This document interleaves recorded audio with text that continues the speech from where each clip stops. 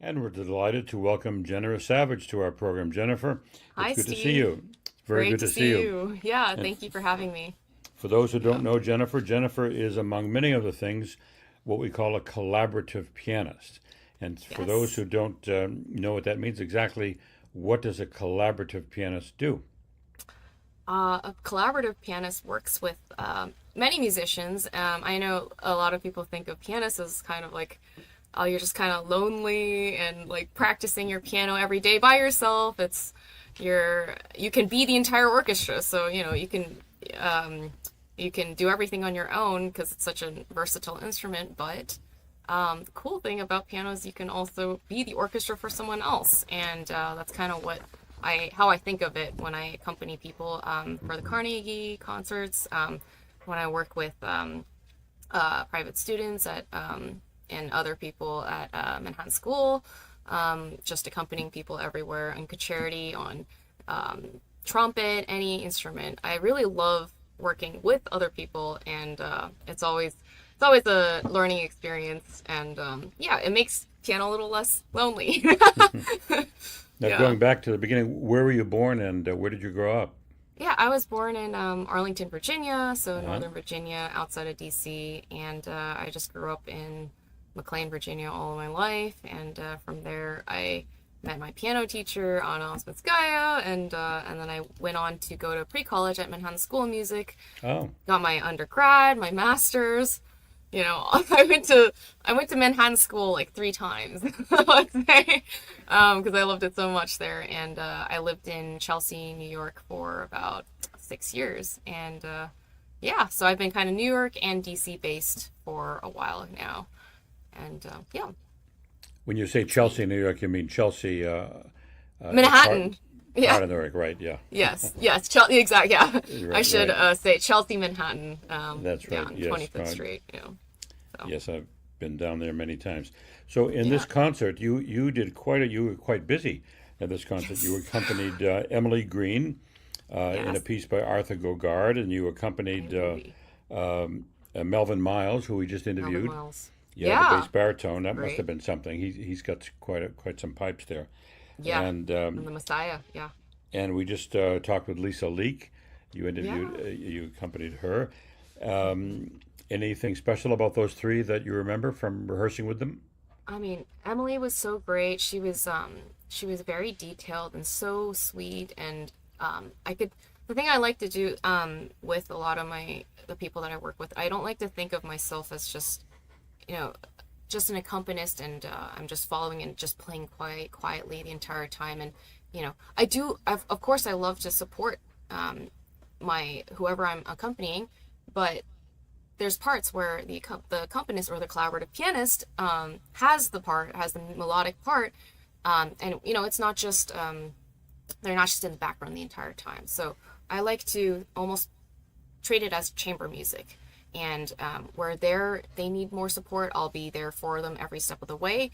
And then when it's the piano part, I'll kind of boost up and kind of do a little thing and switch off. I like that is the true essence of collaboration, in my opinion. And Emily, Melvin, Lisa, they were all great because while I worked with them in such a short time, like our rehearsals are only 30 minutes, I could see each of them improving throughout just that 30 in like 20 minutes, and really becoming a team. Because of course everyone comes into the rehearsal and they're kind of a little bit, there's a little bit of anxiousness of, how is this gonna go?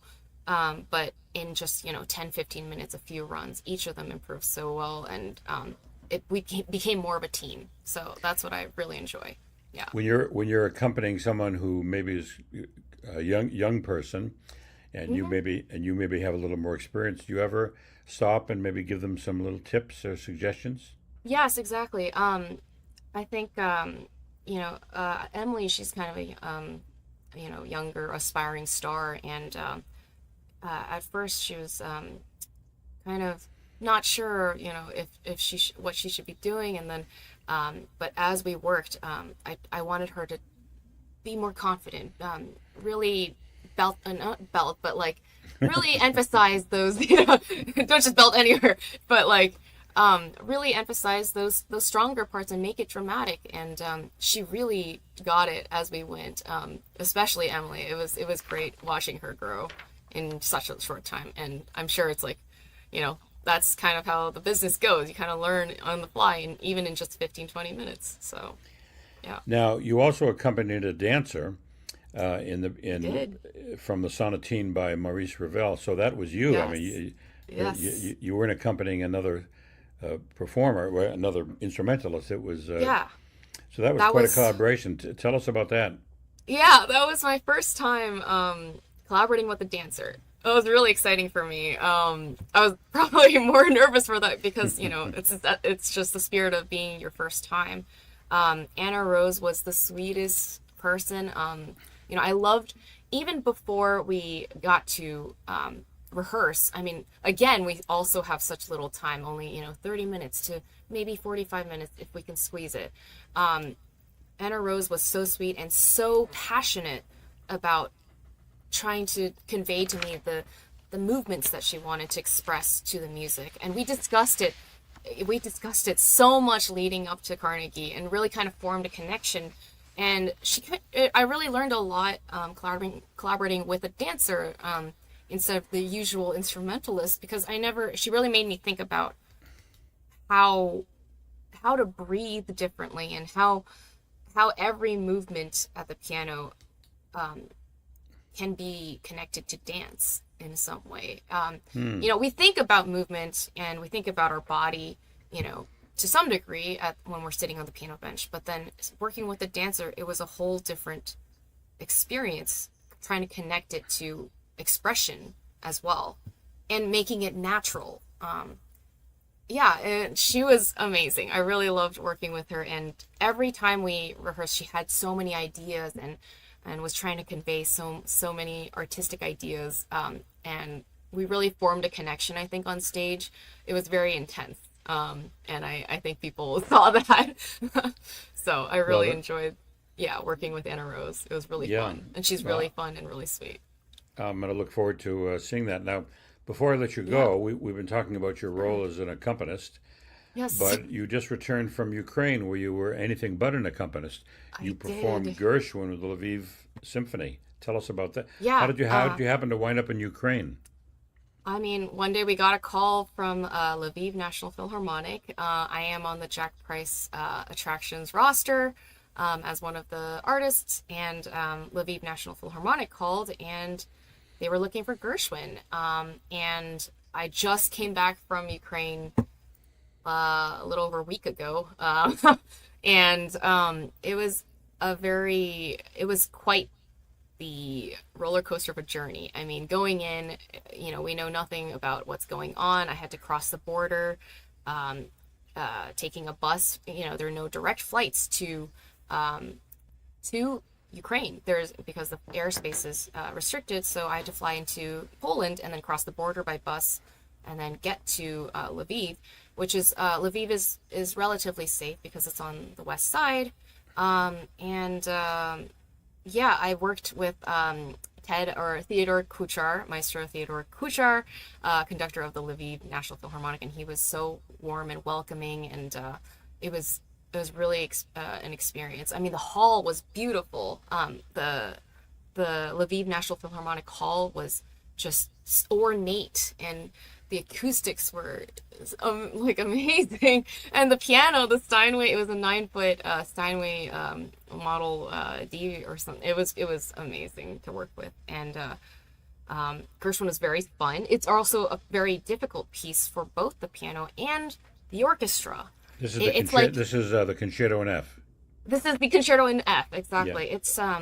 It's very American, very, reminiscent of, you're just in a big city like Manhattan. And the piece, to me, just sounds like a barreling train. And again, kind of like with what I was talking about with collaborative piano, I really like both the orchestra and the piano working like we're collaborating like we're chamber musicians, and kind of passing it back and forth between each other. The piece is very very back and forth, and that's why it's very percussive and it's very difficult to put together, but we pulled it off. And I learned the piece in about 2 weeks. I was on a very tough practice schedule and memorized two of the movements in 2 days. And I was like practicing 3 hours and then sleeping for like an hour and a half to 2 hours, and then rinse and repeat throughout the day. Because I only had like 4 days before I left for Ukraine, so.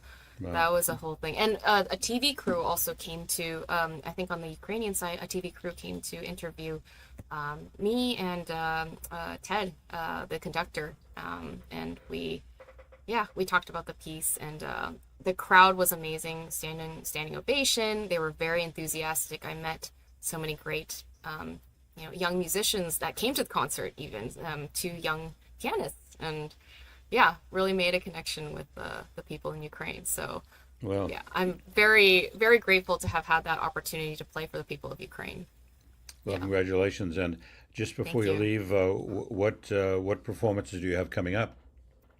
I will be playing with the Lake Tahoe Philharmonic soon. That's in California, possibly in Florence. And then I have been invited to open for the Paducah Symphony in Kentucky, Paducah Symphony in Kentucky with conductor Raphael Ponti. We'll be playing the Rachmaninoff Piano Concerto No. 2 in its entirety, and I'm looking forward to open a season for them. It'll be great. Well, that looks great. I wish you the best in 2025. I hope to see you. I haven't seen you in a while. We'll see you soon, I hope. Yeah, I'm sure. Yeah. Thank you very much for taking the time to speak with us. Yeah, thank you so much, Steve. See you on the next one.